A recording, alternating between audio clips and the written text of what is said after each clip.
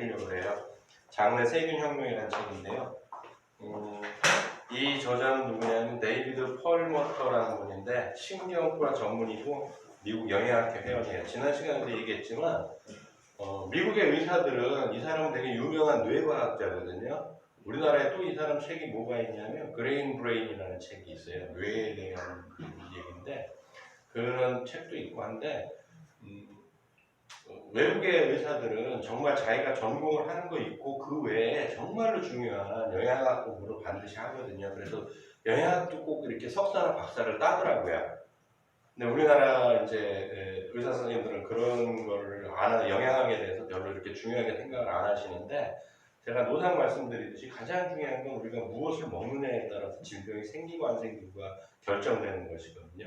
그러니까 여러분들도 어디 몸이 안 좋다고 생각한다면 항상 생각해야 될 첫 번째 문제가 뭐냐면 내가 무엇을 먹는 거예요. 내 몸에 어디가 안 좋다. 물론 이제 나이를 먹고 호르몬 변화가 오고 하면 뭐 몸이 아플 수도 있어요. 아무리 우리가 좋은 뭐 영양제를 먹는다 하더라도 인간은 어차피 인간뿐이 아니고 모든 생명체는 어차피 태어나면 죽어가는 과정을 겪어야 하기 때문에 나이를 먹고 아플 수밖에 없어요. 그럴 때 가장 먼저, 근데 아직 내가 나이가 많지 않은데도 어디가 아프다 하면 내가 무엇을 먹는지가 가장 중요한 문제 중에 하나예요. 그거를 체크해 보시면 내가 왜 아픈지를 알 수 있을 거예요. 이분은 되게 미국에서도 유명한 분이시고 이 책의 앞에 보게 되면 이렇게 이제 테스트하는 것도 나와요. 내 장 상태가 어떤지 이거 예 아니요 해서 테스트하는 것도 있거든요. 그래서 내 장 상태가 어떤지 그런 걸 좀 확인을 해보시는 것도 되게 중요하고 그냥 우리가 일상적인 생활 속에서 장 상태가 좋은지 안 좋은지 알 수 있는 가장 기본적인 베이스가 있어요. 그게 뭘까요? 방구. 그거 말고요. 그거 말고? 예. 방구? 아니 그것도 비슷한 얘기인데. 너무 리얼한가? 아니 뭐 비교하는 건 없죠. 뭐 우리가 뭐 이슬 먹고 사는 뭐 저기 요 정도도 아닌데. 피부색? 아니 뭐 피부색은 간이 안 좋아도 까매지고 그런 건데 기분이 내가 좋다 좋을 때는 장 상태가 좋은 거예요. 맞아요. 장 상태가 안 나빠지면 기분이 나빠요. 왜 그럴까요? 이 책에서도 나오지만 80에서 90%의 세로토닌은 장에서 만들기 때문에 행복 호르몬이 안 나와요. 장이 안 좋으면. 그러니까 기분이 어때요? 안 좋을 수밖에 없어요. 그리고 옛부터 한의학에서도 얘기를 하지만 장청이 고로 뇌청이에요. 장이 깨끗해야 뇌가 기분이 좋은 거거든요. 특히 세로토닌 같은 경우는 오늘 좀 전에 이제 시작하기 전에 질문을 받고 공부를 잠깐 한 부분도 있지만 세로토닌이 쭉 낮에 교감신경이 그러니까 우리가 낮에 활동할 때 세로토닌이 쭉 나와서 하다가 해가 떨어지면 일몰이 시작되면 그 세로토닌을 원료로 해서 그 세로토닌이 전부 멜라토닌으로 바뀐단 말이에요. 그래야 저녁 때 어떤 얘기가 나와요? 그러니까 15시간 이후에 세로토닌이 생성되고 15시간 이후에 잠이 오기 시작을 하는데 이제 슬슬 졸리기 시작을 하는 거예요. 근데 세로토닌이 충분하지 않으면 멜라토닌이 충분하게 생성이 안 되기 때문에 우리는 어떤 아픔을 겪어야 할까요? 잠을 못 자는 문제들이 생기는 거예요. 그러니까 우리가 단순히 장이 뭐 안 좋으면 변비가 생기고 이런 문제가 아니고 모든 삶의 기초가 장이라는 거예요. 그래서 장이 깨끗하지 않으면 절대적으로 우리가 행복하거나 건강할 수 없는 거예요. 그래서 이 책의 파트 1에 보게 되면 이 책은 제가 이번에 또 다시 읽으면서 또 느낀 거지만 한 3주 정도는 풀어야 되겠다는 생각이 들더라고요. 굉장히 중요한 책이고 중요한 내용도 많아요. 그리고 다른 장에 관련된 책하고 다른 이유 중에 하나가 이 책이 뇌하고 연결시켜서 같이 호르몬까지 연결시켜서 된 책이라 상당히 큰 도움이 되실 것 같아서 제가 뭐 한 3주에 걸쳐서 이걸 풀어드릴 건데 파트 1에 보면 100조가 넘는 장내세균과 영향력 이런 얘기들이 나와요. 그러니까 우리 몸에 엄청나게 많은 100조 개가 되는 세균들이 드글드글 끓고 있는 거예요. 근데 그 세균들이 없으면 어떤 문제가 생겨요? 우리가 먹은 음식물을 분해할 수가 없어요. 우리는 소화라는 작용을 할 수가 없어요. 물론 호르몬 소화 요소들이 나와서 어느 정도 분해를 하겠지만 그 이상은 우리가 흡수를 할 수가 없어요.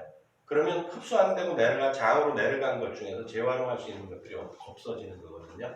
그럼 우리는 지금 우리가 먹는 것보다 현저하게 많은 양들을 먹어야만 해요. 근데 지금도 어때요? 리더님들 생각하실 때 먹는 양을 보면 많아요, 적어요? 엄청 많이 죽어. 그런데 장내 세균이 없다고 한다면 그거보다 더 많은 양을 먹어야 지금 우리가 에너지를 쓸 수 있는 정도의 양을 흡수할 수밖에 없는 거예요. 그 장난 아닌 거죠. 장이 얼마나 중요하고 그 안에 있는 세균들이 얼마나 중요한지를 알아야 돼요.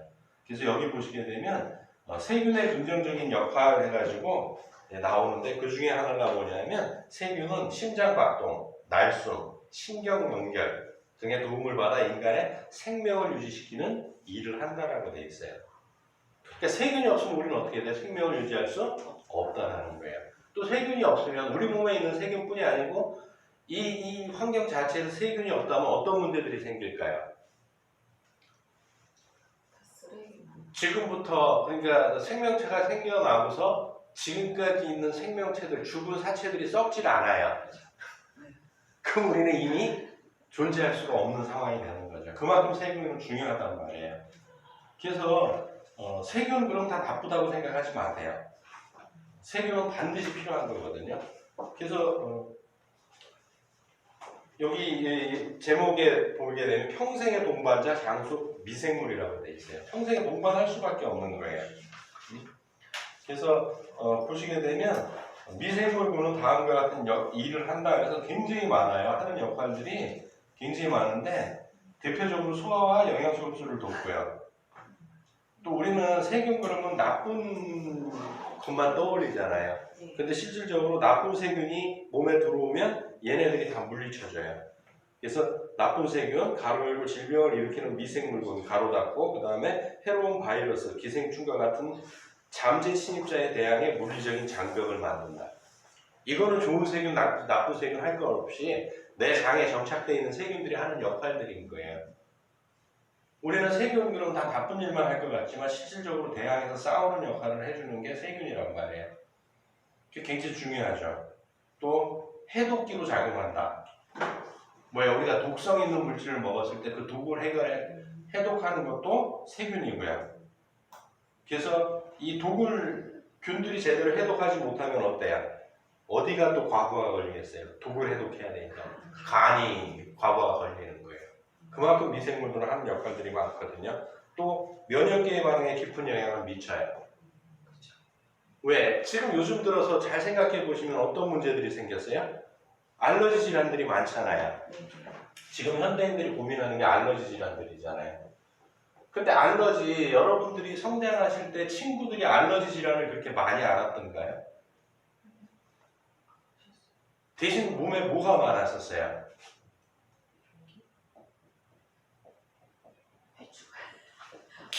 배추 6.12시간. 이런 나 저거 한번 나왔던 것 같아요.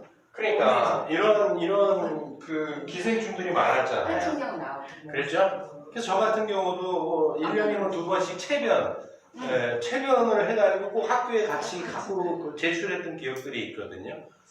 그런데 회충, 요충, 십이지향충 이런 그 기생충들이 많았을 때는 알러지 질환이 잘 없었단 말이에요. 왜 그럴까요? 잘 생각을 해보시라고요. 왜? 내 몸 안에 있는 세균들이 얘네들과 싸우니까 내 몸을 공격할 필요도 없는 거예요. 그러니까 적당히 키워야 되는 거죠. 너무 지나치게 또 그러면 지금은 너무 깨끗한 환경에서 살다 보니까 회충, 요충, 십이지향충 이런 기생충들이 사라지면서 면역도 자꾸 잘못되는 것 중에 하나가 이런 알러지들이란 말이에요. 왜? 얘네들하고 싸워야 많은 경험을 통해서 실수를 안 하게 되는데 이런 것들이 없어지다 보니까 꼭 하면 실수를 하는 거예요. 그래서 내 세포를 두들겨 패는 거지. 그게 뭐예요? 알러지인 거죠. 그게 아토피 천식 비염 이런 식으로 나타나는 것이고. 너무 깨끗한 것도 문제예요, 사실은. 그래서 일본인 저자 중에 지은 책 중에 여러 가지가 있는데 환경의 역습이라는 책도 있고 그건 우리나라 저자가 지은 거지만 그러니까 너무 깨끗한 환경에서 자랐기 때문에 알러지가 늘어났다는 얘기들이 책에 여기저기 나온단 말이에요.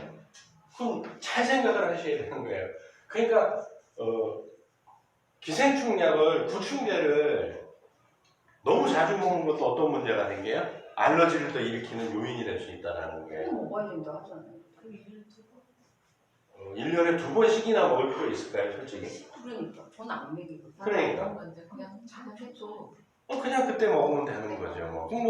아니, 그거는 아니, 한 번만 먹으라 그랬잖아요, 그것도. 그러니까 2번, 그건 알까지 뽑아내기 위해서 하는 건데, 그러니까 우리가 일반적으로 생각하는 장내 미생물이 하는 역할들이 되게 많단 말이에요. 면역의 반응까지도 관리를 해줄 수 있단 말이에요. 얘네들 때문에. 얘네들이 사라짐으로써 연습 스파링 상대가 없다 보니까 혼선을 일으키는 거죠. 예.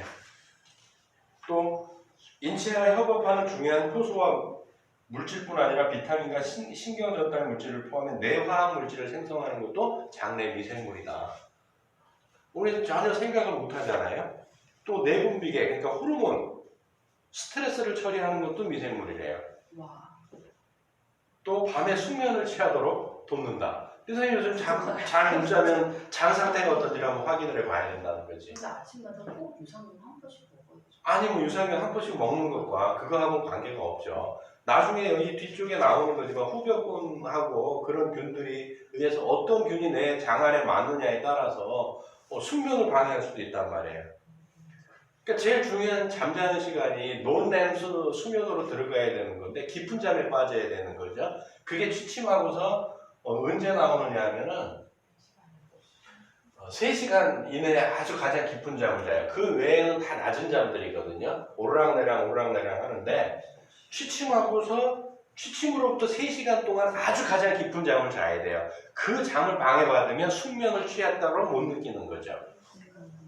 그러면 멜라토닌이나 이런 호르몬들이 성장 호르몬이 쭉 나오는 시간이 언제예요?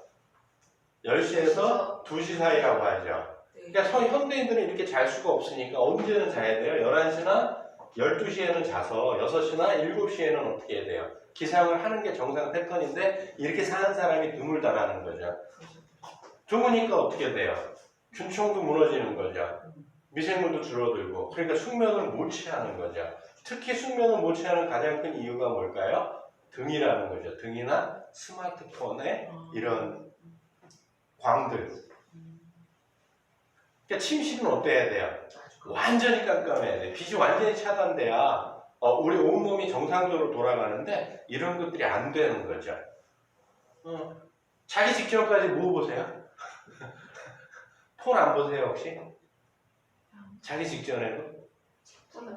아니 그러니까 어쨌든 형광등 불빛을 보고 그 시간까지 그렇다니까 이 깊은 3시간을 뺏기니까 긴 시간을 자도 어때요? 짧은 시간을 자도 숙면을 취할 수가 없는 게 현대인들이란 말이에요. 이게 가장 큰 문제점 중에 하나예요, 사실은. 또 모든 종류의 만성 질병에 영향을 미치는 인체의 염증 경로를 통제하는데 미생물이 지대한 역할을 한다는 거예요. 중요한 정도가 아니죠, 사실. 우리 생명하고 직결되어 있다는 얘기죠. 그럼 어떤 거를 이 장 안에 있는 어떤 균들을 많이 활성화 시켜줘야 되겠어요? 식이섬유에서 에너지를 뽑아내는 균들을 많이 이렇게 끌어내야 되죠. 그럼 우리 식단이 과연 그러냐는 거예요. 그럼 나쁜 균들이 좋아하는 것들이 어떤 거예요? 대표적인 게 설탕, 단백질 이런 거죠. 지방과 안 좋은 지방 얘기를 하는 거예요. 이런 것들을 많이 먹게 되면 장에서 후벽균이라고 이 안 좋은 균이 늘어나는 거죠. 그러면 어떻게 돼요? 이런 것들을 계속 얘가 요구를 해요. 먹게 만들어요, 장에서. 우리는 우리 의지대로 산다고 생각을 하지만 실질적으로 어쩌면 균들이 우리를 조종하고 있는지도 몰라요. 그래서 쥐의 고양이한테 침투하는 바이러스 같은 경우는 어떻게 해요? 쥐의 뇌에 들어가서 쥐 뇌를 조정을 하죠. 그래서 고양이 냄새를 맡으면 고양이 앞으로 가서 까불어요. 잡혀 먹기도 하고. 그래서 그 바이러스가 어떻게 돼? 고양이한테 침투하는 거죠. 우리도 어쩌면 이런 거를 계속 우리가 땡기는 이유 중에 하나는 장 안에 후벽균이라고 하는 균이 많기 때문에 얘네는 얘가 식량이거든요. 이런 것들을 계속 땡기게. 그래서 프라이드 치킨이 막 땡기게 하고 막 이렇게 만드는 거죠. 이게 균들의 역할들이라는 거죠. 그래서 세균은 뇌와 뇌장애, 정신질환뿐 아니라 암, 천식, 알레르기, 당뇨, 비만, 대사질환, 자가면역질환의 요인이 된다는 거예요. 얘네들이 많으면. 결국 땡기는 음식들이 이런 것들이니까. 그러니까 좀 심각하게 생각을 해봐야 된다는 거예요. 우리 아이들한테 진짜 무엇을 먹일 것인지를. 엄마들이 고기를 많이 해주는 가장 이유가 뭐예요? 편하니까. 맛있고 빨리 할 수 있어. 맞아. 편하니까. 그냥 구워주면 되니까. 편해서 그래요. 사실은 채소를 사다가 전통적으로 우리 엄마들이 우리한테 해줬던 식이 이걸 다 해드리면 짜증나는 거죠. 그러니까 쉬운 게 뭐예요? 그냥 고기 구워줘. 그럼 애들도 좋아해. 왜? 걔 안에는 후보균 많아갖고 막 맨날 이런 것만 땡기는 거지. 그러니까 결론적으로 어떻게 되는 게 알러지가 늘어나고 심장질환이 늘어난다는 얘기죠. 균층이 그만큼 중요하다는 거죠. 여기도 돼 있죠. 제2의 뇌인 장은 근육, 면역세포, 호르몬을 조절할 뿐만 아니라 매우 중요한 물질을 만들어내기도 한다. 일례로 체내 세로토닌의 80에서 90%를 장의 신경세포가 만든다. 그러니까 장이 처음에 말씀드렸듯이 장이 깨끗하고 건강하지 않으면 행복할 수가 없어요. 세로토닌이 안 나오니까. 그럼 세로토닌이 없으면 그걸 재료로 멜라토닌을 만들어내는데 저녁 때 잠도 못 자는 일까지 벌어지는 거예요. 그냥 장이 안 좋은 이유 하나 때문에. 그렇죠? 여기 이 책의 41페이지에 보면 또 되게 재밌는 얘기가 나오는데 장 속에서 일어나는 일이 중요하지 않다면 면역계의 대부분이 장에서 장을 지키고 보호할 필요가 없을 것이다. 면역계는 대부분 장에 많이 깔려 있거든요. 면역계의 대부분이 장 속에 있는 이유는 간단하다. 장벽이 외부 세계와의 경계이기 때문이다. 그래서 내가 1부터 항문까지는 몸 안에 있는 밖의 장기라고 했죠. 그러니까 외부에서 몸 안이라고 하는 것은 장을 통해서 혈액으로 들어갔을 때부터 내 몸 안이거든요. 그러니까 아무거나 들어오면 안 돼. 이걸 지키는 게 균들이라는 거죠. 굉장히 중요한 역할들을 하죠, 사실은. 그래서 아이들한테 채소를 많이 먹여야 되는 이유 중에 하나가 그런 것들이거든요. 여기도 나와 있지만 42페이지 보게 되면 미생물은 면역계를 감시하고 교육시킨다. 아까 얘기한 이런 얘네들하고 계속 트레이닝을 하면서 실수를 안 하게 만드는 것들이죠. 또 좋은 세균은 고질적인 면역계 반응을 중단시킬 수 있다. 고질적인 면역계 잘못된 반응이 뭐예요? 자가면역질환이죠. 이런 것들을 멈출 수 있는 것들도 장내 세균이라는 얘기예요. 그래서 장내 세균에는 두 가지가 많다는 거죠. 얘기한 후벽균하고 또 하나가 의간균이죠. 얘네는 그러니까 중간균이고 좋은 균이고 나쁜 균이고 따지기 전에 종류를 크게 따지면 의간균하고 후벽균으로 나눌 수 있는 거죠. 얘는 아까 얘기했듯이 이런 걸 좋아하는 애고 얘는 식이섬유나 이런 것들을 좋아하는 애고. 그럼 우리가 어떤 균이 좀 많은 게 좋겠어요? 의간균이 많은 게 좋겠죠. 의간균을 많이 늘리려면 방법이 뭐예요? 식이섬유를 많이 먹어주는 거죠. 그게 간단한 거예요. 그래서 요즘 아이들이 김치나 이런 걸 안 먹고 시금치 이런 걸 안 먹는데 엄마가 이걸 먹을 수 있도록 계속 도와줘야 돼요, 사실은. 근데 엄마가 고기 굽는 게 편해요. 시금치 묻혀서 데치고 이게 편해요. 그런 데서 오는 차이라는 거지. 여기를 보게 되면 뚱뚱한 사람은 후벽균이 많고 날씬한 사람은 의간균이 월등히 많다는 사실을 발견했다. 자, 본인이 뚱뚱하다고 한다면 장 안에 무슨 균이 많겠어요? 얘네들이 많은 거죠. 많겠는데 여기. 그렇죠? 그래서 후벽균이 많으면 비만, 당뇨, 심혈관 질환의 위험을 높이는 유전자가 자극된대요. 그래서 발현이 된대요. 그러니까 얘가 많으면 당뇨고 이쪽으로 다 생긴다는 얘기죠. 그러니까 우리는 의간균을 많이 키워줘야 돼요. 날씬해진다면. 또 항상 흑과병은 존재하지 않거든요. 이 책에도 언급이 되어 있는데 좋은 세균과 나쁜 세균의 경계는 그만큼 뚜렷하지가 않대요. 어떨 땐 그게 얘기하는 이제 중간균 얘기가 나오는 것들이거든요. 또 그래서 상대적인 비율이 중요하다는 거죠. 상대적인 비율, 절대적인 비율이 아니고 또 사람에 따라 틀릴 수도 있고요. 여기도 있지만 비율이 적절하지 않으면 건강에 긍정적인 영향을 주는 세균이 악당으로 변할 수도 있대요. 그러니까 이제 여기 예를 들어놨는데 대장균 그럼 우리 나쁜 균이라고 생각하잖아요. 설사를 일으키고. 근데 대장균이 없으면 몸에서 비타민 K를 만들 수가 없어요. 대장균이 만들어내거든요. 근데 생산하지만 동시에 어때요? 심각한 질병을 유발할 수 있죠.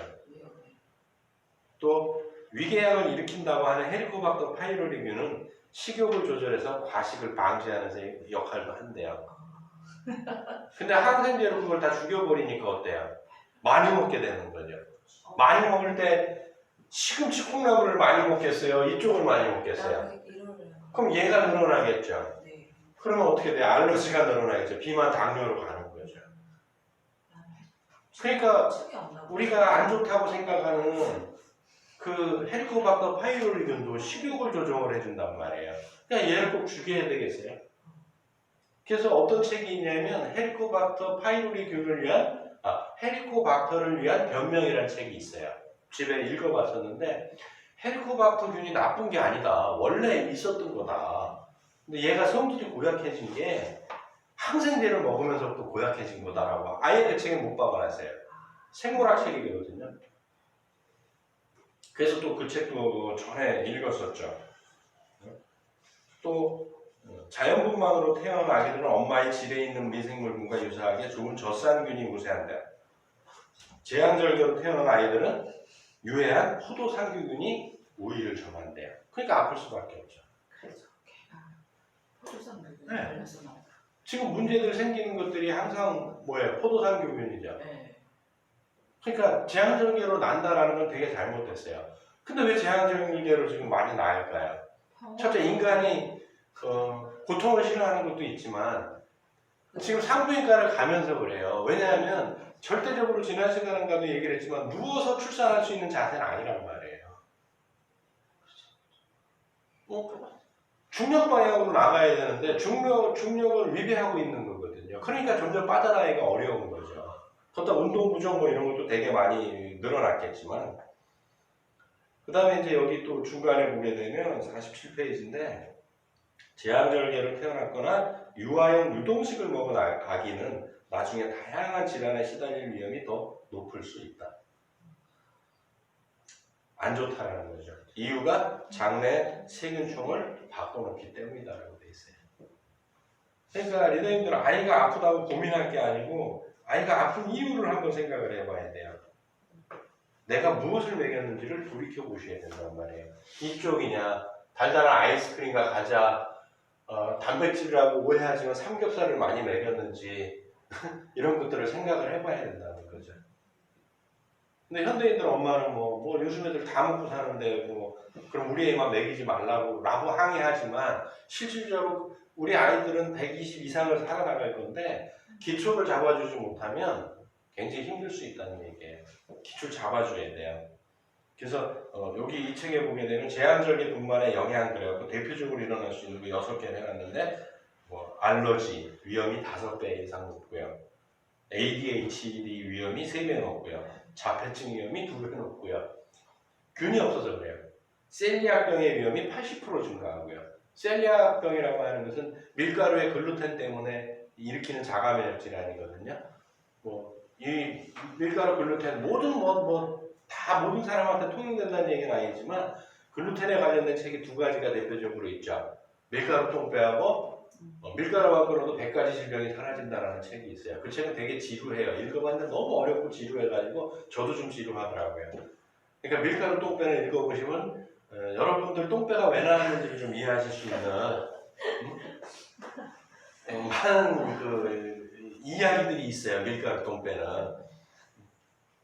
저도 요즘 좀 배가 나오는 것 같아서 좀 식이질을 조절하려고 하고 있는데 또 성인이 된 후에도 비만 위험이 50% 증가한대요.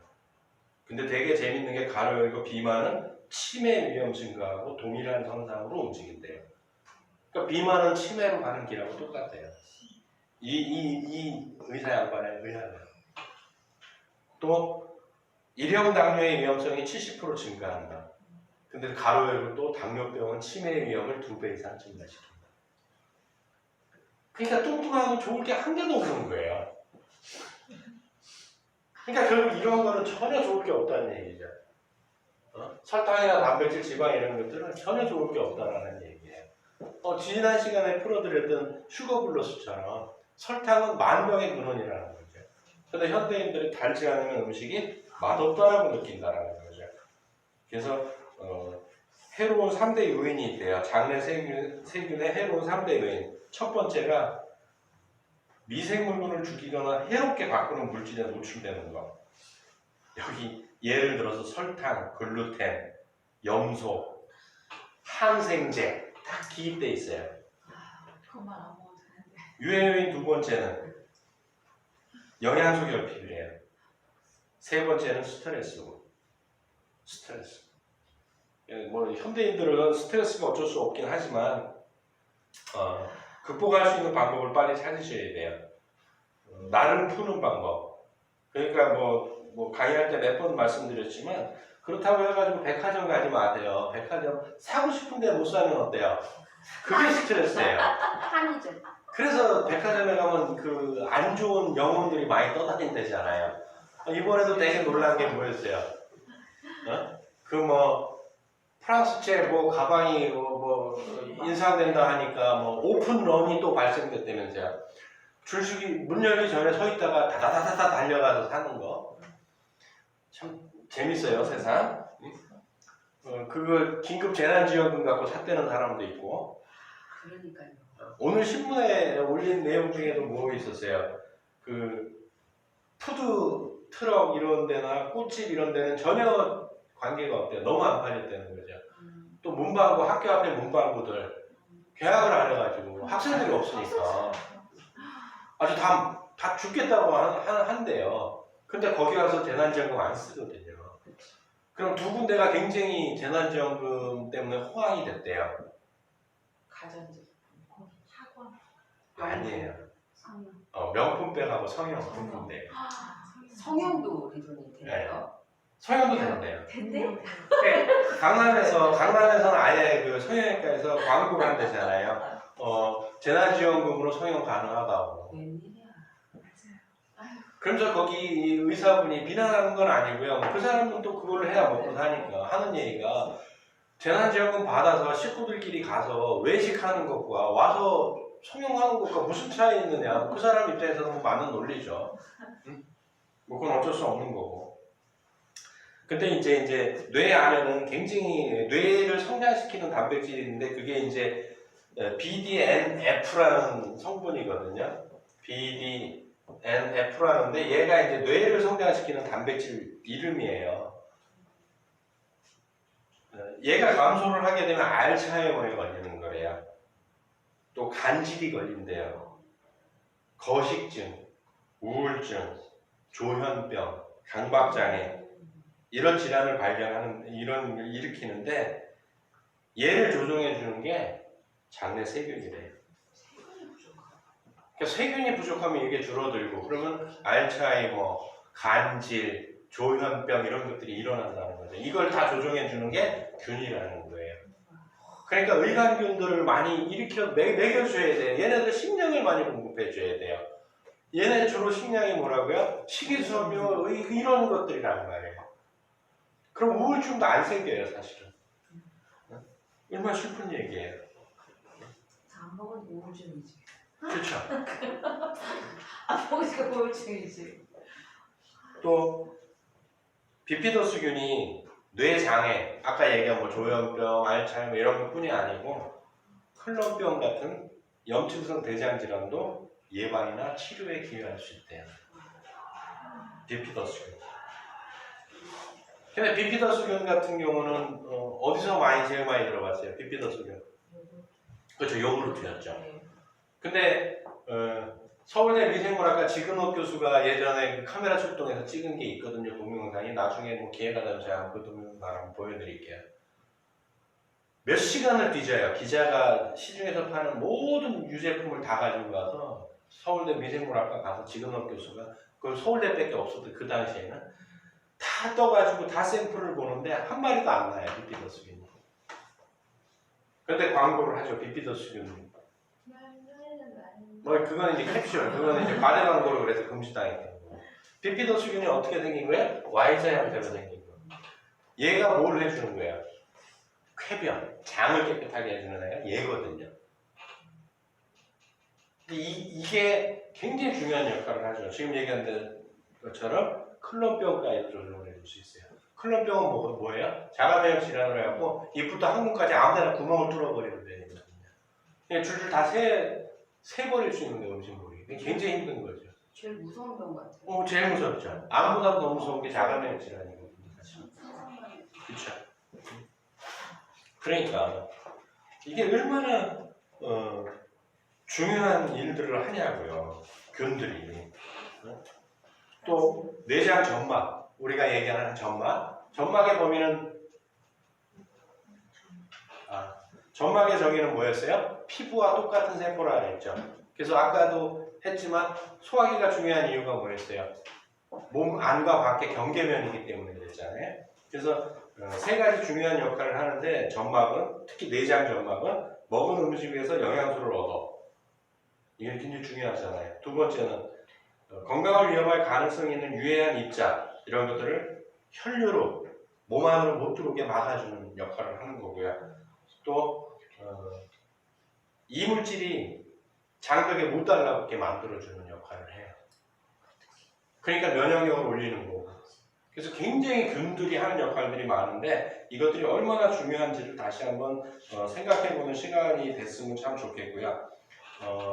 오늘은 이제 여기서 이제 마무리를 하는데 다음 시간에 또 이걸 연결해서 할 거예요. 장은 너무너무 중요하기 때문에 그렇거든요. 궁금한 점이 있으면 다음 주에 질문을 여기 이 방에 계시는 분들은 질문을 하면 또 좀 더 보충 설명을 해드리도록 하겠습니다. 자, 수고하셨습니다.